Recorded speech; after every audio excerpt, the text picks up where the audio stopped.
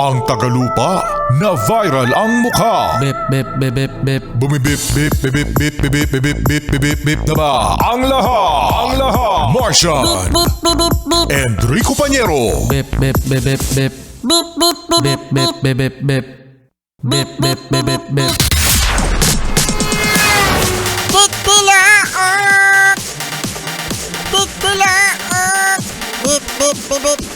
Ito na ang 101.1 Yes FM Balitang Kayo ba mga Yes Friend ay naniniwala no? Na merong mga contest, competition, tournament na merong dayaan? Ay, madami. Kasi meron na namang isang kontrobersyal mga Yes Friend ang kinakaharap ngayon ng Miss Universe Organization. Yes, oo no. Na kung saan ay pinamumunuan ng Thai na si Anne Jakrajutatip. Oo no, siya yung, ano yung sabi niya, Martian? Hello, Universe! Sawadee ka! Paano ulit? Hello, Universe! Yun ang sabi niya, no?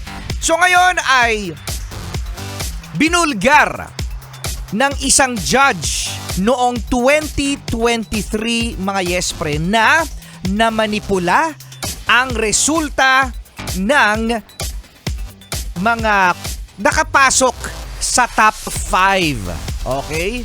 During the Miss Universe 2023 na ginanap sa El Salvador na nirepresenta tayo ni Michelle D. Okay, na hindi naman nakapasok sa top 5. Pinagpilitan daw kasi mga Yes Friend ni Anne Jakrajutatip na maipasok si Miss Thailand sa top 5. Ha? Grabe naman yun! Kaya pala hindi nakapasok si Michelle D. Ayan ang espekulasyon, no? Spekulasyon ng mga Yes Friend natin, no? Na manipulated talaga. At sinabi rin ng judge, di pa pala natin pinapakalanan yung judge kung sino, no? Si Denise White, ang nag-post na manipula daw ang resulta. Pinilit daw ni Anne ang mga judges na ipasok nyo si Miss Thailand. At nasigawan pa raw mga Yes Friend ang former CEO ng Thailand na si Miss Amy. No? Nang hindi nanalo si Miss Thailand. No way! I'm shocked! Paano yung shock? Nga! Ganun ba?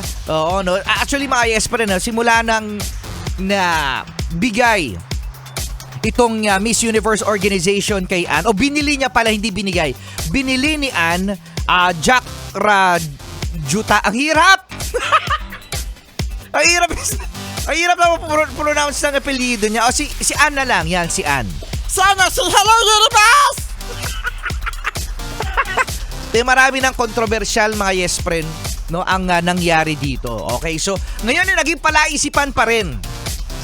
Dahil nagkaroon ng technical problem daw. Di umano ang pag-post na nasa top 5 si Michelle D noong 2023, no, sa Instagram ng Miss Universe Organization.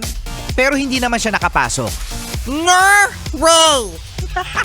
So ayun mga tapos lagi naman si Michelle D tuwing ini-interview siya, lagi siyang no comment. So baka nga no way! no way. Sinabi naman daw ni Denise White na yung last year's winner wala naman daw force o sinabi si Anne na manipulahin ang resulta. That was last year. Pero noong 2023 daw, pinilit daw talaga si Miss Thailand na ipasok sa top 5. At nagalit pa kasi hindi siya yung winner. No way talaga. At yan ang ating Yes FM Balitang Hello, Universe!